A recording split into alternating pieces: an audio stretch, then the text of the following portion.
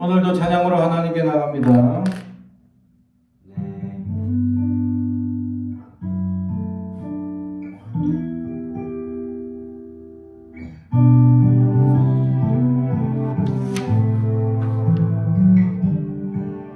고달픈 삶에 내도 무뎌지고 곧 사라질 것에 내 마음도 헛되고 헛된 것들을 바라보며 그 은혜를 놓치며 살았네. 주어진 삶을 묵묵히 살아가며 날 붙드신 주 예수를 보내 상한 가운데 놓여진 나의 삶을 날 건지신 주 이름 예수 나의 한숨을 바꾸셨네. 주를 향한 노래로 소망의 노래로 나의 눈물을 거두신 주 예수 이름 안에 살게 하소서.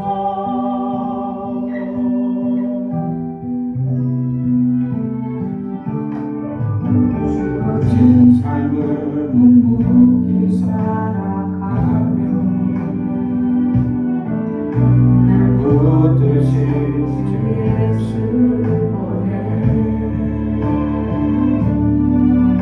상한 가운데 놓여진 나의 삶을 날 건지신 그 이름 예수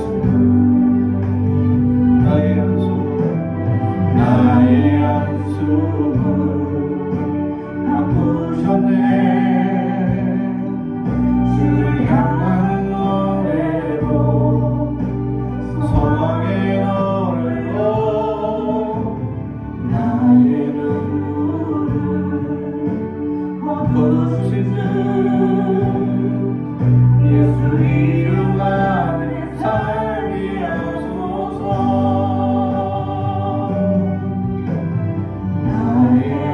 한숨을 바꾸셨네.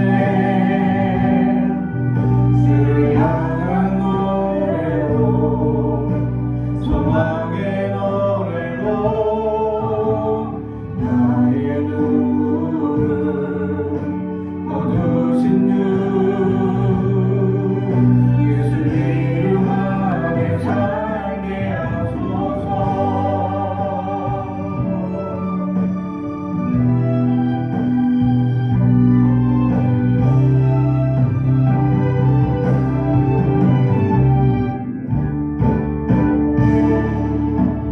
나의 한숨을 바꾸셨네.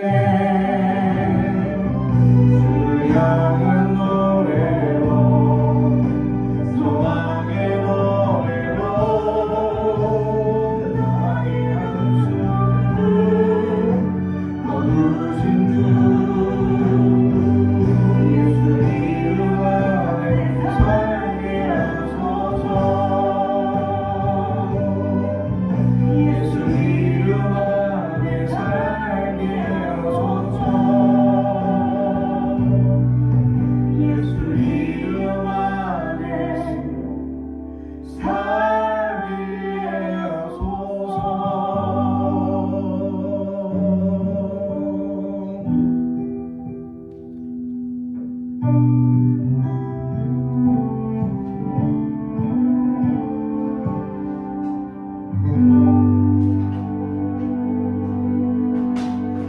아멘. 우리 계속해서 나는 예배자입니다.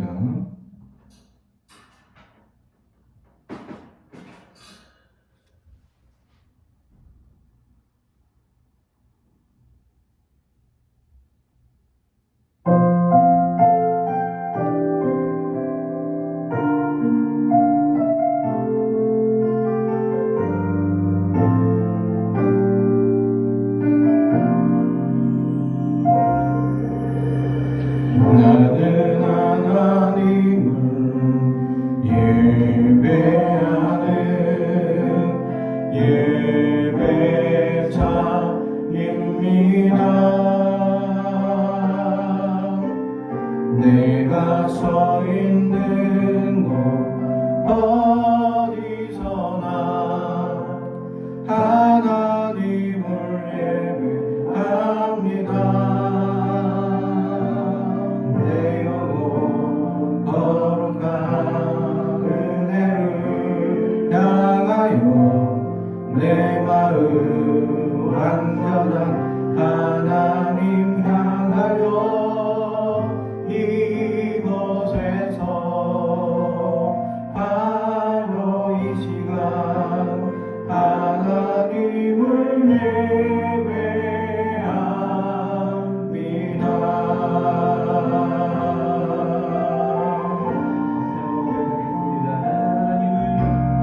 나는 하나님을 예배하는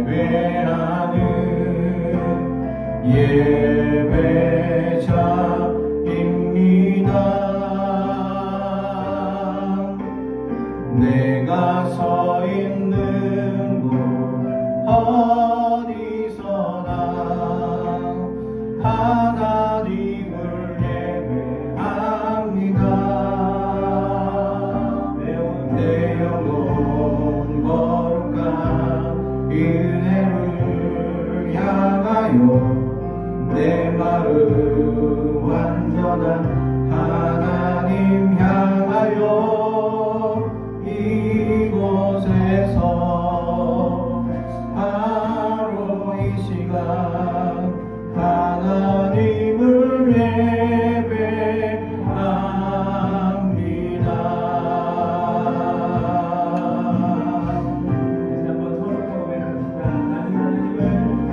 나는 하나님을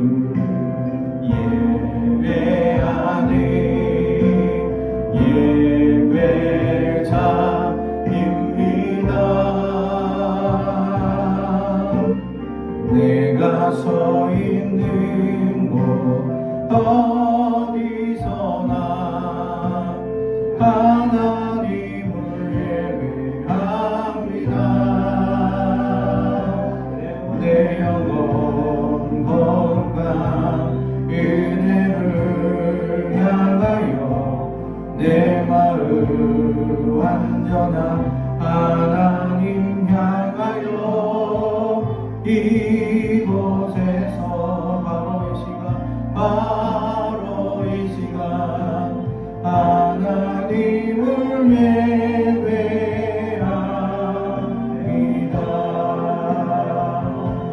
내 영혼 거룩한 은혜를 향하여 내 마음 완전한 하나님 향하여 이곳에서 바로 이 시간 하나님을 예배합니다.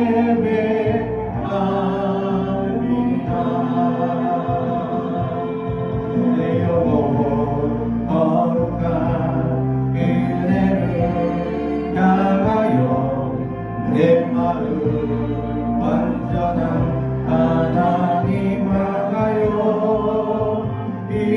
이곳에서 바로 이 시간 하나님을 예배합니다.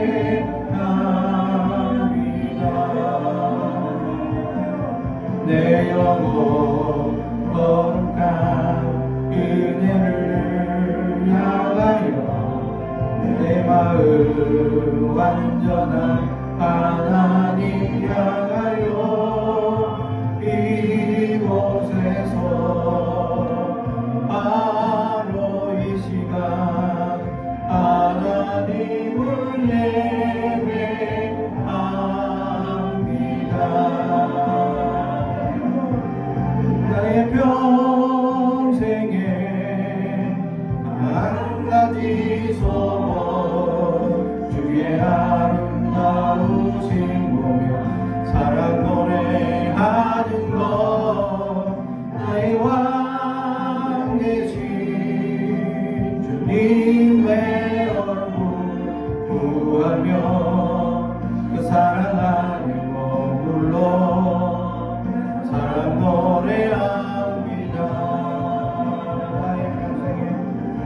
나의 평생에 단 한 가지 소원 주의 아름다우신 보며 사랑 노래하는 것 나의 왕 되신 주님의 얼굴 구하며 그 사랑 안에 머물러 사랑 노래합니다.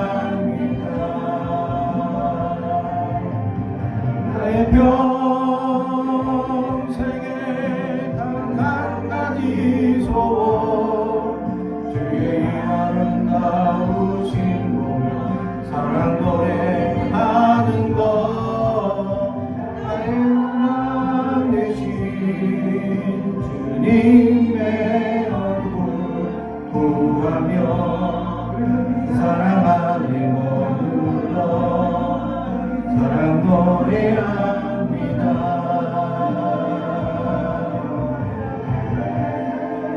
우리가 이 시간 하나님 앞에 묵상하며 나갑니다. 하나님의 놀라우신 역사가 이 시간 우리에게 역사하여 달라고 하나님의 소망이 임하게 하느라고 묵상하며 하나님께 나갑니다.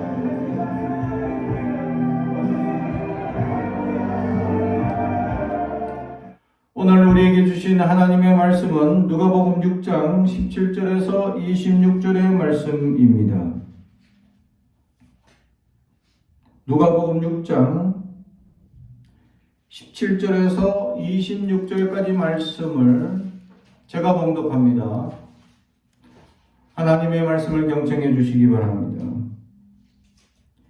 예수께서 그들과 함께 내려오사 평지에 서시니 그 제자의 많은 무리와 예수의 말씀도 듣고 병고침을 받으려고 유대의 사방과 예루살렘 두로와 시돈의 해안으로부터 온 많은 백성도 있더라.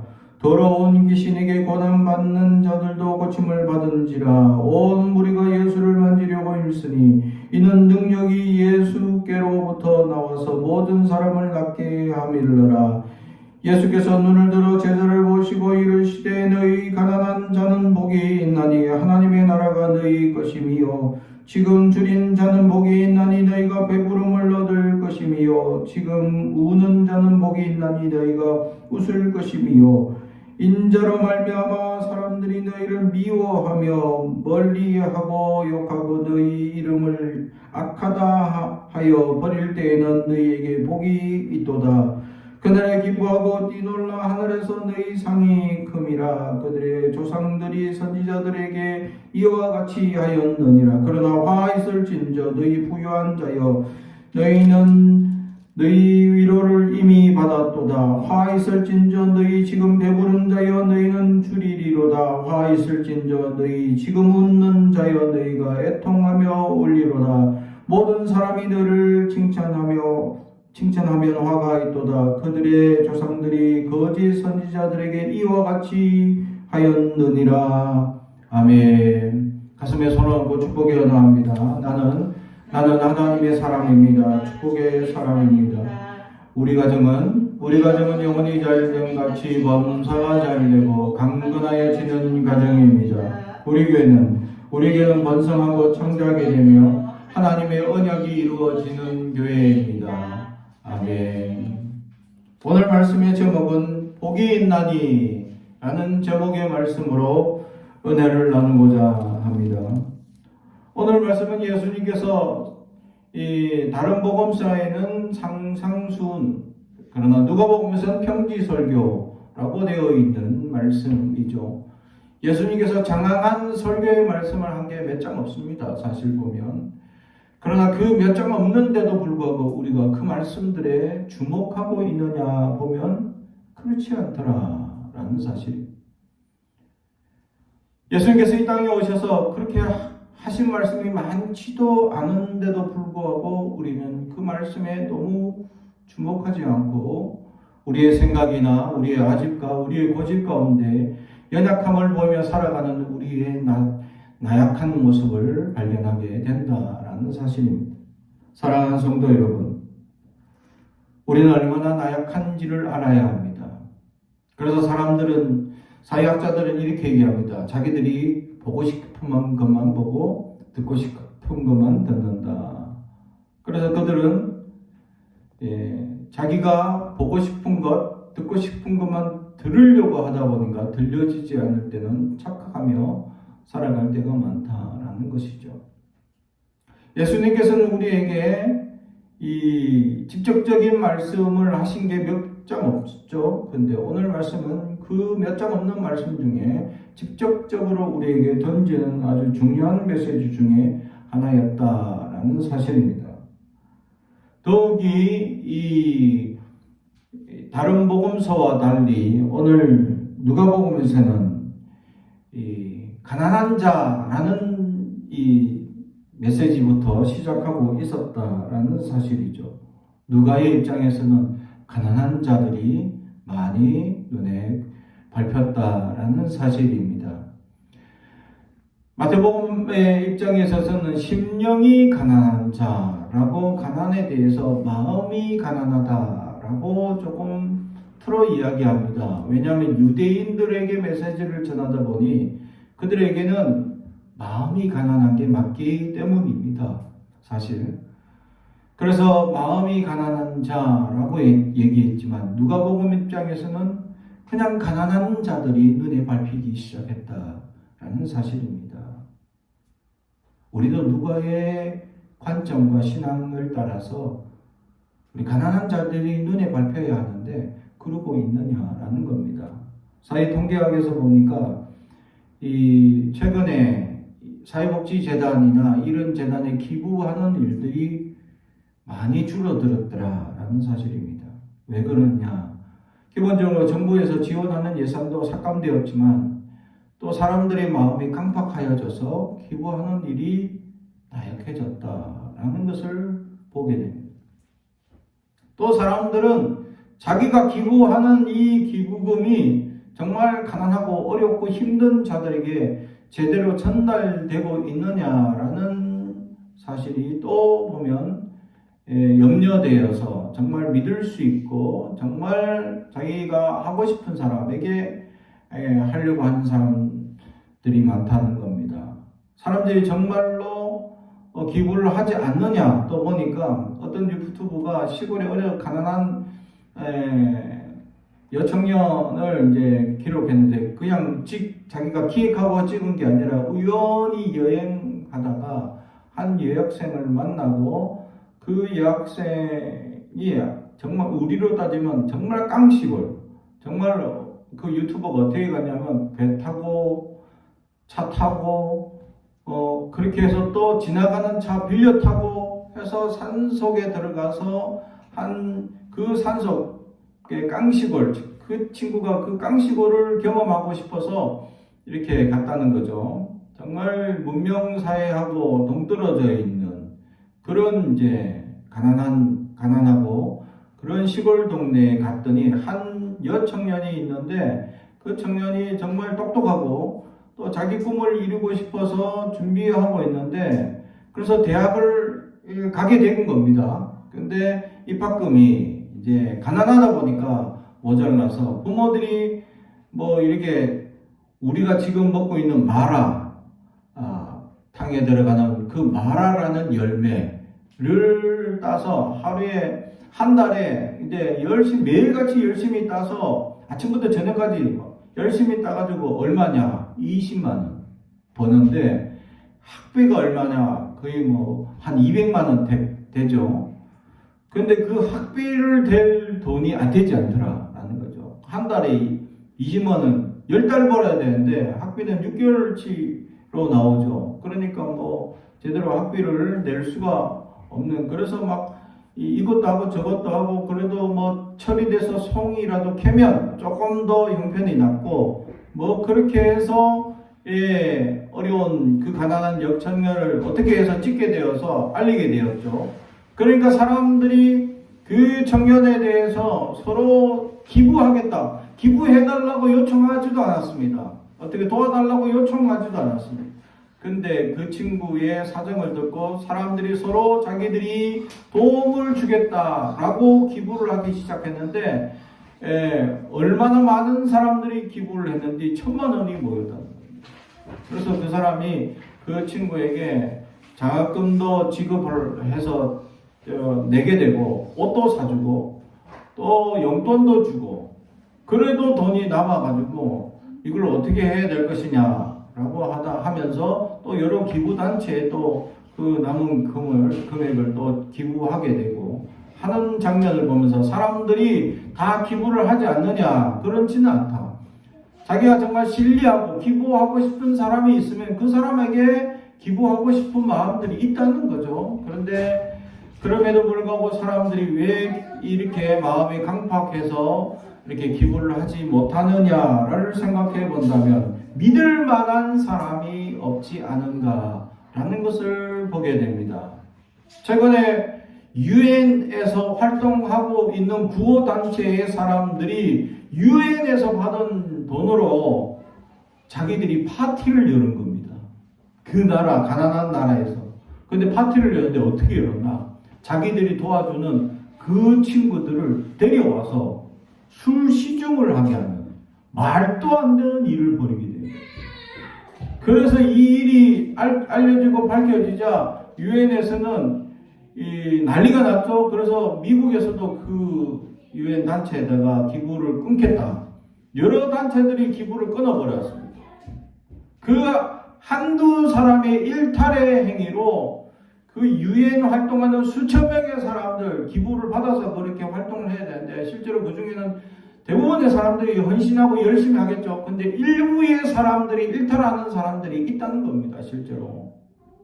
그래서 사건을 진상조사를 해보니까 그 유엔에서 그렇게 활동하는 사람들이 30% 사람들이 있었다는 거예요. 그 한 1200명 중에서 30%는 어마어마한 숫자죠. 그 사람들을 다 해고하고 정리하고 다 했음에도 불구하고 사람들이 마음이 강팍해져서 이 기부를 끊고 지금 기부하지 않습니다. 그러니까 유엔은 정말 세계적으로 정말 힘들다, 당장 어렵다 하는 나라의 사람들, 지금 이 전쟁이 일어나고 있는 그 나라에 지금 물자를 지금 그들이 직접적으로 동원하고 있는 단체이기도 합니다. 그런데 이 기부가 끊어짐으로 일부의 일탈로 말미암아, 끊어진 사실로 말미암아 어려움을 겪는 일들이 많다라는 것을 보게 됩니다. 그만큼 사람들이 강팍하고 어려워져 있다라는 것이죠. 오늘 누가복음은 우리에게 메시지를 던지고 있는 것이 바로 가난한 자들에 대한 메시지였다. 그래서 가난한 자는 복이 있나니 배부름을 얻을 것입니다. 예수님께서 우리에게 말씀하고 있는 것은 직관적인 말씀이었다라는 것이죠. 예수님은 이렇게 직관적으로 말씀하신 적이 많지가 않습니다. 사실 대부분 제자들이 예수님께 이겁니까 저겁니까 질문을 던지면 이거다 저거다 해야 되는데 그렇지 않죠. 또 사람들이 예수님께 막달라 마리아를 데려와서 한낮에 가늠한 여인입니다. 율법에는 반드시 돌로 쳐 죽이라고 되어 있어서 사람들이 다 돌을 들고 이미 손에 주먹에 돌을 들고 정죄할 마음도 가득히 품고 와서 예수님께서 어떻게 심판하나 고 질문을 던졌을 때, 그러면 예수님께서 직관적으로 돌로 쳐라 하든지 말라 이렇게 해야 되는데 예수님은 직관적으로 말씀하신 적이 없죠. 죄 없는 자가 먼저 돌로 쳐라. 상상도 하지 못하고 전혀 이해하지 못하는 말씀을 드렸습니다. 그러자 사람들은 그 심판의 마음, 정죄의 마음, 돌을 들고 있던 이 손에서 그들은 한 사람 두 사람 돌을 내버려두고 떠나가기 시작합니다. 그리고 주님께서 그 여인에게 하신 말씀이 죄 없는 나도 너를 용서하노라. 할렐루야. 할렐루야. 죄 없는 주님도 그 여인의 죄가 현저하게 있음에도 불구하고 용서해 주라. 그래서 용서에 관하여 주님은 70번에 7번 용서하라고 우리에게 가르쳐 주고 있죠. 이렇게 직관적으로 말씀하지 않는 주님께서 오늘 복음은 평지설교라고 하면서 직관적으로 이게 말씀하신 거죠. 가난한 자들은 배부를 것이다. 이것이 주님의 직관적인 가르침이었다라는 거죠. 가난한 자가 어떻게 배부를 수 있겠느냐? 주님께서는 가난한 자의 편에 서 있기 때문입니다. 주님께서는 배부르고 이 가난한 자를 돌아보지 않는 이들을 주님께서는 그들을 위한 주님이 아니시다라는 것을 오늘 성경은 우리에게 보여줍니다. 다시 말해 주님께서는 누구의 하나님이시며 누구의 주님이시냐라는 증거를 우리에게 보여줍니다. 바로 주님이 배부르게 하시는 그들이 바로 하나님의 사람이다라는 것이죠. 그래서 가난한 자는 복이 있나니 하나님의 나라가 너희 것이다 라는 것이죠. 그렇습니다. 천국을 받은 자, 천국을 위로받은 자로 살아가는 사람들, 그리고 줄인 자, 그가 배부르게 하실 것이고, 우는 자에게 웃을 것을 주님께서 역사하고 있다라는 것이죠. 그 모든 말씀의 핵심이 되는 말씀은 복이 있다라는 것이죠. 왜 가난한 자들에게 복이 있을 수 있겠습니까? 가난한 자는 날마다 물질의 연약함으로 말미암아 근심과 걱정이 끊이지를 않습니다. 그죠?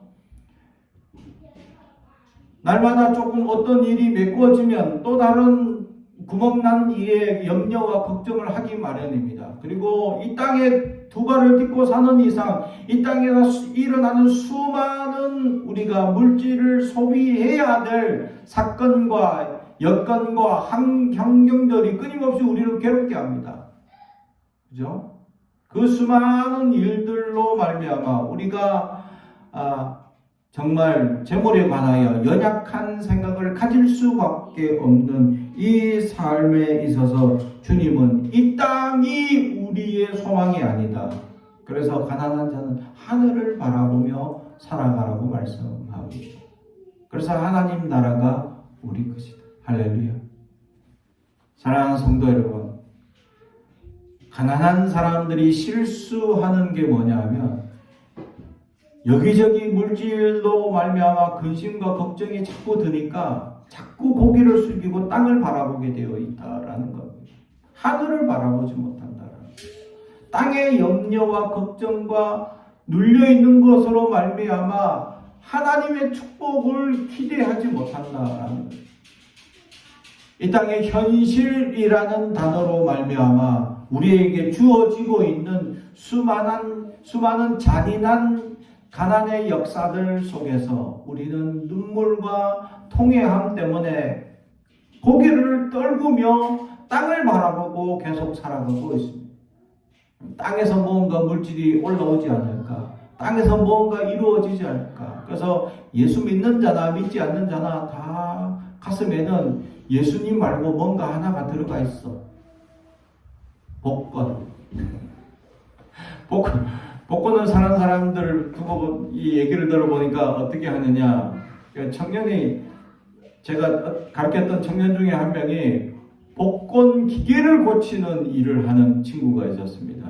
그래서 그 친구는 기계를 고쳐주면서 복권을 사는 거예요. 그래서 항상 그 친구 지갑에는 복권이 한두 개씩 있는 겁니다. 그래서 야, 복권 왜 이렇게 어떤 날은 너무 많아서 야, 왜 이렇게 많아? 이번에 좀 수리를 많이 했습니다. 근데 내가 물어봤죠. 수리를 하면서 꼭 그거 뽑아봐야지 되냐? 라고 물어봤습니다. 자기 돈 내고 뽑아야 된답니다. 회사에서 돈을 주거나 하지 않는답니다. 그 기계를 고치고 되는지 안 되는지 확인하는데 회사에 돈을 안 준대. 그래서 자기 돈으로, 왜냐면 또 그게 혹시 당첨되면 어떡합니까? 그럼 회사 돈이 되잖아요. 그래서 혹시나 하는 마음에 자기가 자기 돈 들여서 뽑는다는 거죠. 그래서 한 장씩 이렇게 뽑아본다는 겁니다. 수리하고 난 다음에. 그래서 뽑지 말고 또는 회사 경비로 처리하고 하지 마라. 그냥 생각하지도 마라 했는데 그 친구가 얘기하기를 월요일 날 하나 딱 뽑아서 지갑에 딱 넣어놓으면 일주일 생활이 든든하답니다. 일주일 동안에 이게 당첨되면 건물을 지었다 내렸다 막 들판에 온갖 땅을 샀다가 말았다가 저 산 내 거 됐다가 말았다가 저 건물 내 거 됐다가 말았다가 하는 환상을 일주일 내내 꾸면서 든든한 마음으로 살아가기 때문에 복권을 월요일날 딱 되면 하나 사는 게 그렇게 이게 든든한 마음이 듭니다. 그래서 야, 예수님 안에 살면 예수님으로 든든한 마음이 들어야지 왜 복권으로 든든한 마음이 드냐. 이게 가난한 사람들의 특징이다. 그죠? 가난하니까 물질에 의지하고자 하는 강렬한 열망으로 말미암아 하나님 눈에 보이지 않는 주님을 믿고 주님으로 말미암아 기쁘고 든든한 마음이 들어야 되는데 그러지 못하고 세상 물질 그 쪼가리 하나가 지갑에 들어가 있다는 것으로 든든한 마음을 가지고 있다는 거죠. 참 얼마나 우리가 어리석고 연약한 마음이냐라는 것을 생각해 봅니다. 사랑하는 성도 여러분, 주님이 전부입니다. 하나님이 복권도 당첨되게 해주실 겁니다. 우리의 마음이 어디에 우선순위냐가 중요하죠. 내가 주님께 우선순위냐. 그럼 말도 할 필요 없죠. 우리에게 이 땅에 살아가면서 필요한 거 하나님이 이미 다 알고 계셔. 채워주실 줄로 믿습니다. 그래서 우리는 땅의 고통에 땅을 바라보지 말고 하늘을 바라보라고 하나님 나라가 가난한 자들에게 우리의 것이다 라고 선포를 시작하고 있는 것입니다. 그 가난한 자들에게 닥쳐오는 첫 번째 고난은 뭘까 생각해 보니까 바로 오늘 말씀에 줄인 자다. 줄인 자. 그죠? 배고파 눈물의 빵을 드셔보신 적이 있습니까? 라고 물어본다면 정말 저도 가난한 시절이 있었기 때문에 배고파서 눈물 흘려본 적이 한두 번 있었습니다. 그 애통함이란 이루 말할 수 없죠. 근데 이제 자녀가 생기고 자녀의 입에 들어가는 게 정말 행복하죠. 근데 자녀가 먹고 싶은데 먹지 못해서 눈물 지을 때의 안타까움은 이루 말할 수 없었다라는 사실입니다. 그만큼 줄인 것의 마음이 얼마나 가난의 최극치가 어쩌면 줄인 것일 수도 있다라는 것입니다. 근데 하늘을 바라보고 살면 주님께서 우리에게 배부르게 하시는 놀라운 역사가 함께 하신다라고 오늘 성경은 우리에게 가르쳐주고 있는 것입니다. 사랑하는 성도 여러분, 그렇습니다. 가난하고 힘들어 고달파 허리가 굽어져 땅만 바라볼 수밖에 없는, 그래서 땅의 염려와 근심과 걱정에 끊임없이 땅을 바라볼 수밖에 없는 우리에게 주님을 바라보고 주님을 가슴에 새기며 살아가면 허리를 펴고 이제 하늘을 바라볼 위로가 우리에게 있음을 말씀해주고 있다라는 사실. 하늘 향하여 기쁨의 감격으로 웃음을 터뜨릴 수 있는 그 은혜가 오늘 하나님께서 우리에게 주실 것이다 라는 것을 말씀해 주고 있는 것입니다. 그러면서 22절 인자로 말미암아 사람들이 너희를 미워하며 멀리하고 욕하고 너희 이름을 악하다 하여 버릴 때에는 너희에게 복이 있도다. 아멘. 예수님으로 인하여 앞으로 살아가면서 점점 예수 믿는 것 때문에 핍박과 환란이 있을 수 있다라는 사실입니다. 실제로 우리가 코로나가 시작되는 순간 교회 단체에 예배 드리는 형태 때문에 많은 교회들이 비난의 대상이 되었습니다. 실제로. 근데 어느 교회들은 비난을 받을지라도 모임을 흐트리지 않고 그대로 강행하고 그대로 예배를 주관했던 교회들은 교인들이 흩어지지 않았습니다.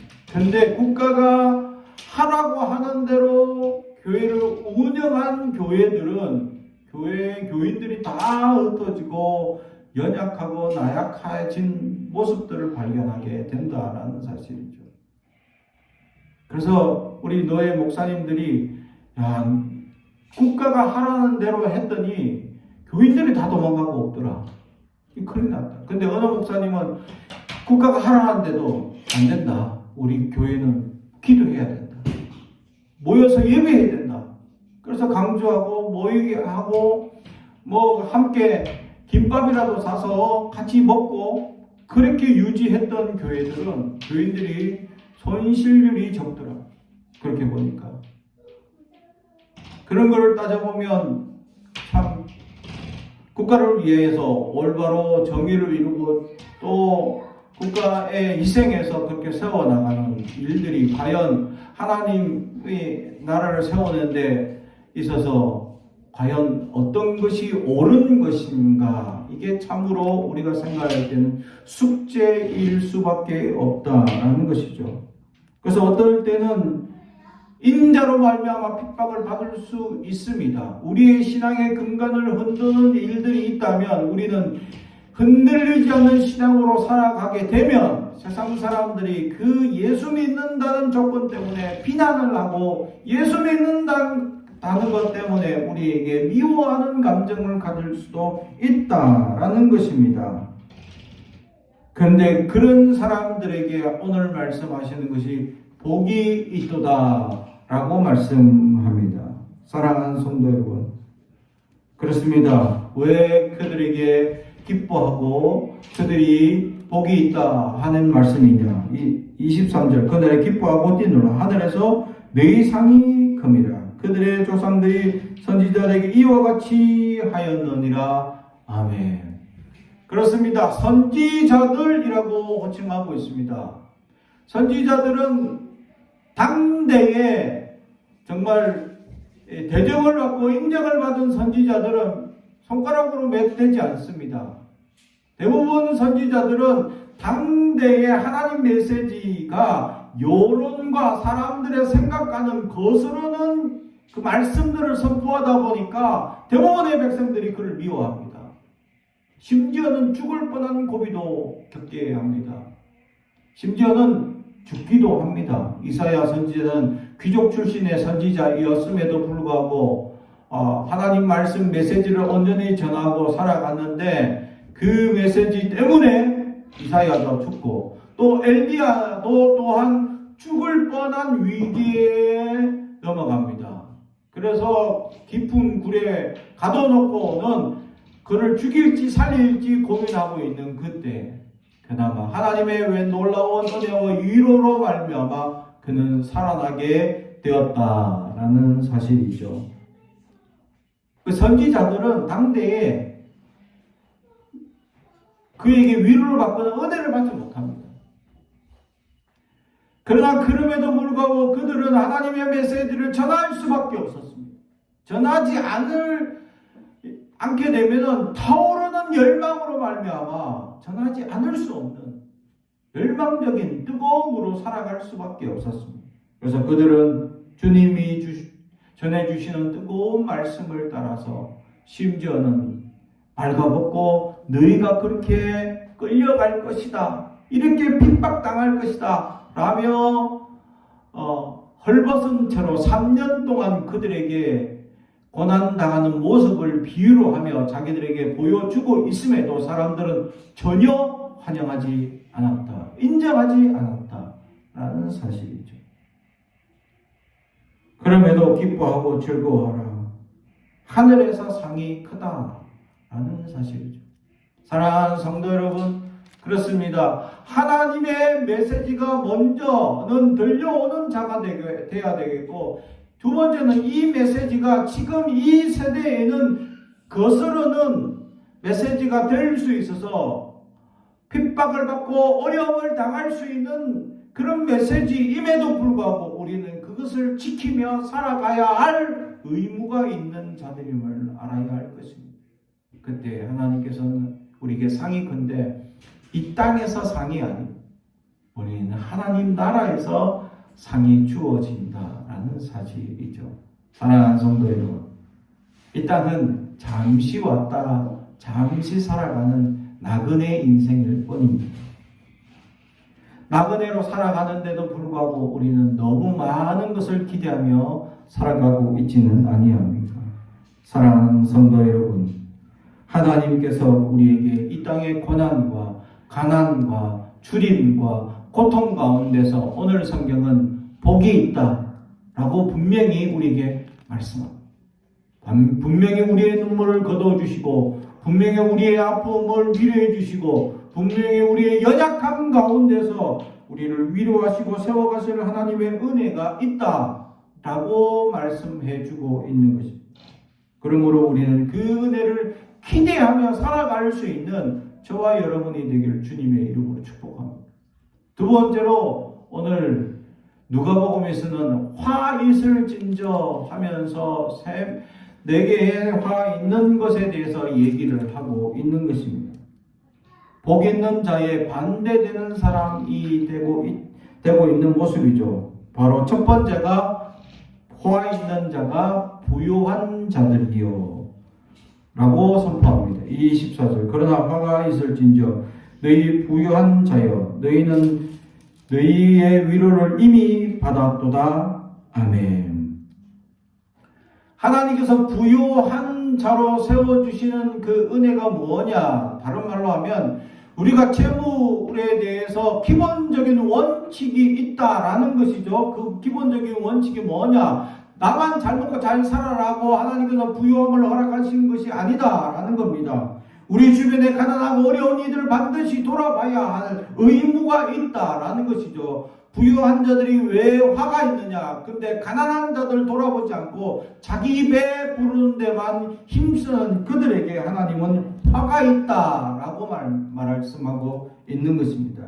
그래서 그들은 이미 위로를 받았기 때문이어서 그들은 이 땅에서의 잠시의 위로가 하늘나라에서 영원한 형벌이 될 수도 있다라고 말씀합니다. 그래서 예수님께서는 부자의 비유로 말미암아 그 부자 집에 입구에 있었던 거지 나사로는 천국에 있고 부자는 지옥에 가게 되어서 그 부자가 나사로에게 간절히 소명합니다. 내 형제들에게 이 상황을 제발 알려줘라. 그죠? 그때는 아무 소용이 없다. 그리고 얘기하시는 말씀이 이미 그 시대에 선지자도 있고 또 유명한 랍비들도 있다. 그들이 가르쳐주고 또 하나님 메시지도 말씀도 있다. 근데 그것을 듣고 순종하지 않는 그들에 대해서 주님은 이미 저주를 받을 것을 선포해주고 있는 것입니다.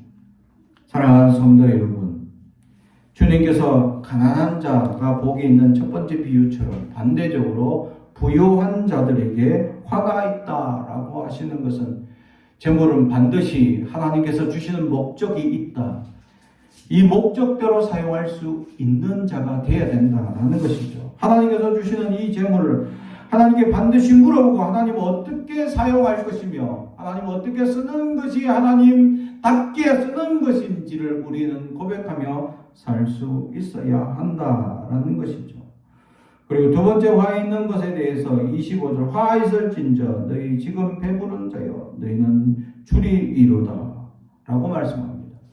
그래서 그들을 자기의 배만 불리는 이들에 대해서 화가 있다라고 말씀하고 있는 것입니다. 이미 심판이 그들에게 있을 것이다 라고 경고해 주고 있는 메시지입니다. 그리고 한 걸음 더 나아가서 너희 웃는 자여 너희가 애통하며 울리로다. 왜 웃음을 가지게 되겠습니까? 그들은 자기가 이미 배부르고 또 자기의 재물만 채워나가서 자기의 희락과 쾌락에 빠져있는 그들에게 대하여 하나님께서 언젠간 애통할 것이다 라고 선포하고 있는 것입니다. 사랑하는 성도 여러분, 그러므로 우리는 내 기쁨, 나의 즐거움, 나의 쾌락만을 위하여 살아가는 존재가 아님을 우리가 깨달을 수 있어야 합니다. 하나님께서 이 땅에 우리를 존재하게 하시는 목적이 반드시 있다. 나를 통하여 위로를 얻게 하시고 나를 통하여 하나님의 은혜를 누리게 하시고 나를 통하여 복음의 메시지를 전하게 하시고 나를 통하여 하나님께서 이 땅에 하시고자 하는 목적이 반드시 있음을 우리는 깨달을 수 있어야 한다라는 것이죠. 그리고 26절 모든 사람이 너희를 칭찬하면 화가 있도다. 그들의 조상들이 거짓 선지자들에게 이와 같이 하였느니라. 아멘. 칭찬에 대해서 이유를 얘기하죠. 거짓 선지자들에게 그렇게 했다. 다시 말해, 거짓 선지자들에게 어떻게 하면 거짓 선지자들이 되느냐? 사람들이 좋아하는 대로 살아간 사람들입니다. 하나님이 좋아하는 대로 메시지를 전한 사람이 아니라 사람들이 좋아하고 사람들이 원하고 사람들이 해달라는 대로 해주며 살아갔던 사람들, 그들이 거짓 선지자가 되었고, 그들이 어떻게 사람들이 했냐? 칭찬해 줍니다. 야, 훌륭하다, 정말 좋으신 분이구나 라고 사람들의 입에 그렇게 칭찬과 격려를 받지만 과연 그것이 진정한 칭찬이냐라는 것입니다. 우리는 사람에게 칭찬받는 게 중요합니까? 하나님에게 칭찬받는 게 중요합니까? 그리고 하나님은 우리의 중심을 보십니다. 열왕기 상에 보면은 역대 왕들에 대해서 쭉 기록하면서 하나님께서 그들에게 주시는 메시지 중에 어떤 메시지가 있느냐? 이 의로운 왕이라, 칭찬되는 왕이라 했을 때에 들려지는 메시지가 뭐냐면 다윗의 마음과 같았더라. 다윗의 마음과 같았더라. 그리고 불의한 자들은 여로보암의 왕의 마음과 같았더라. 그냥 다윗과 같았다 이렇게 표현하면 되는데 다윗의 마음과 같았고 여로보암의 마음과 같았다라고 표현합니다. 다시 말하면 하나님은 무엇을 보냐? 마음을 보시더라. 마음을 보시더라. 사실 다윗도 의로운 왕이냐 따져보면 솔직히 그런 왕은 아닙니다. 그죠? 제가 실수를 해서 정말 처벌하다 탁 데려왔다. 내가 실수했네요. 잘못했습니다. 정말 여러분 잘못했습니다. 근데 계속 데리고 살아. 그러면 여러분 훌륭하십니다. 해줄 수 있나요? 당장 난리가 날 겁니다. 그죠? 근데 다윗은 그렇게 삽니다. 그리고 그 아들이 왕이 되죠. 솔로몬. 근데 다윗은 어땠냐? 회개할 때 마음으로 진심으로 회개했다라는 것. 그리고 하나님께서 마음으로 진심으로 하나님을 사랑하는 자였다. 법궤가 들어올 때 어린아이처럼 벗고 기뻐하며 춤을 추는 자였어. 왕인데 체면치 채우고 잘 들어왔다 하고 점잖하게 해야 되는데 그게 아니야. 하나님이 들어오는 것에 너무 기뻐서 왕이 그 앞에서 춤을 춥니다. 할렐루야. 마음이 진심으로 주님을 사랑한다. 그 마음을 하나님께서는 알고 계세요. 그래서 다윗의 마음과 같은 왕이냐 아니냐. 우리의 마음이 진심으로 주님을 갈구하고 주님 앞에 정말 진심으로 주님을 섬기며 살아가며 주님이 최고이고 최고의 우선순위며 그렇게 섬기며 살아가는 그런 하나님의 사람들이 되어야 될 것이다 라는 것이죠. 그런데 대부분의 사람들이 사람에게 칭찬받으려고 합니다. 사람에게 인정받고 사람에게 대우받으려고 합니다. 그러면 끝. 오늘 메시지는 그겁니다. 사람에게 칭찬받으면, 이 땅에서 칭찬받으면 그것이 끝이다. 그래서 우리 이 월요일날 목요일에 공부하시는 목사님 중에서 그런 분이 계셨습니다. 오늘 점심을 제가 사겠습니다 라고 하니까 감사합니다 하면서 밥 먹고 나서도 감사합니다, 공부하는 중에도 감사합니다, 끝나고도 감사합니다 하고 막 엄청 감사하는 거예요. 그래서 목사님 그냥 한 번만 감사하면 되지 뭐 이렇게 감사를 이렇게 계속 하냐 하니까 이 땅에서 나한테 감사를 다 받아야 하늘에서 이 은혜가 쌓이지 않을 것이다. 장난을 하시면서 하시는 말씀인데 들어보니까 그런가? 그래서 저분에게 하늘에서 보화가 안 쌓이게 하기 위해서 감사합니다, 감사합니다, 그렇게 감사하는 마음으로 인사하는. 그래서 제가 아이고 얼마나 웃으며 그래서 제가 그분한테도 뭘 밥을 사시든 전이를 감사합니다 목사님, 제가 막 열심히로 감사합니다. 그러면 그만해 나 하늘에 쌓을 거야 이러면서. 근데 아닙니다, 제가 감사드립니다, 제가 정말 감사합니다 하면서 감사를 막 칭찬을 다 해버리죠. 하늘에 쌓일 게 없다. 사랑하는 성도 여러분, 하늘의 보화를 쌓아두라. 하늘의 보화를 쌓아두라. 그러면 오른손이 하는 일이 왼손이 모르게 싹 해야 해요. 할렐루야.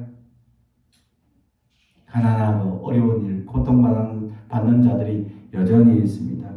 물질 때문에 땅을 바라며 살아갈 수밖에 없는 어려운 일들도 있습니다. 우리는 그들을 생각하며 기도로 돕고, 여유가 있다면 물질로 돕고, 하나님의 역사로 돕는 저와 여러분이 되길 주님의 이름으로 축복합니다. 기도하겠습니다. 사랑과 정의가 되신 아버지 하나님, 감사합니다. 하나님, 우리가 주님의 은혜로 감사하며 살아가게 하옵소서. 하늘 위로를 받으며 하나님께서 세워주시는 놀라운 축복을 기대며 살아가 복이 있는 자들이 될 수 있도록 축복하옵소서. 혹 우리가 연약함으로 화를 당하지 않도록 주님 경고의 메시지를 듣게 하시고 깨닫게 하여 주시고, 하나님의 은혜의 말씀을 듣고 순종하며 나아가는 복 있는 자들 다 되게 하옵소서. 감사드리며 예수님의 이름으로 기도합니다. 아멘.